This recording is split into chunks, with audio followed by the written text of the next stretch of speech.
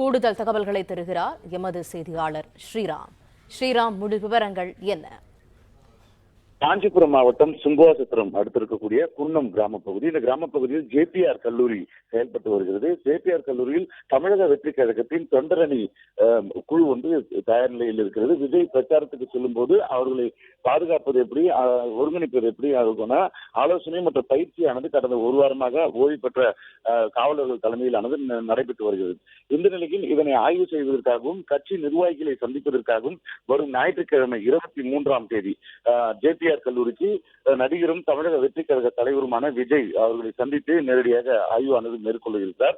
அதே போன்று காஞ்சிபுரம் மாவட்டம் சுங்காசத்திரம் காவல் நிலையத்திலும் மாவட்ட காவல் கண்காணிப்பு அலுவலகத்திலும் ஜேபிஆர் கல்லூரிக்கு தலைவர் விஜய் வருவதாகவும் அதற்கு போலீசார் அனுமதி வழங்க வேண்டும் எனவும் பாதுகாப்பு பணியில் ஈடுபட வேண்டும் எனவும் மனு அளித்திருக்கிறார்கள். இதுக்கு அனுமதி வழங்கப்பட்டிருக்கிறது. காவல்துறை சார்பில் சுமார் 2000 பேர் அந்த நிகழ்ச்சியில் பங்கு பெறுவதற்கான அடையாள அட்டை வழங்கப்பட்டிருக்கிறது. அடையாள அட்டை வைத்திருப்பவர்கள் மட்டுமே உள்ளே செல்வதற்கு அனுமதி, வேறு யாரும் பொதுமக்கள் செல்வதற்கு அனுமதி இல்லை. குறிப்பாக அந்த குன்னம் மற்றும் கிராமம் சுங்குவாசத்திரம் அருகில் இருக்கக்கூடிய பொதுமக்களையும் சந்தித்து அவருடைய குறைகளும் கேட்டிருக்கிறார். இந்த 2000 பேரை தவிர்த்து வேறு யாரும் செல்வதற்கு அனுமதி இல்லை என தெரிவித்திருக்கிறார்கள். இதன் காரணமாக பொதுமக்கள் அதிக அளவில் கூடுவதற்கான சாத்தியக்கூறுகள் இருப்பதாகவும் இதனை தடுக்கும் வகையில் போலீசார் பாதுகாப்பு பணியில் ஈடுபட்டு எந்த ஒரு அசம்பாவிதம் நடைபெறாமல் இந்த கூட்டம் நடைபெற வேண்டும் மனுவானது அளித்திருக்கிறார்கள். கடந்த ஜனவரி மாதம் பரந்தூர் விமான நிலையத்தில் போராட்டக்குழுவை சந்தித்து முதல் முறையாக காஞ்சிபுரம் வந்தார்.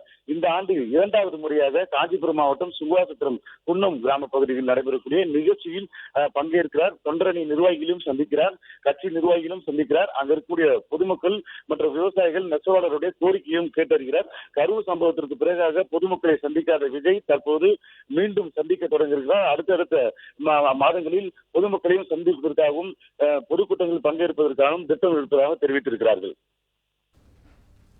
தகவல்களுக்கு நன்றி ஸ்ரீராம்.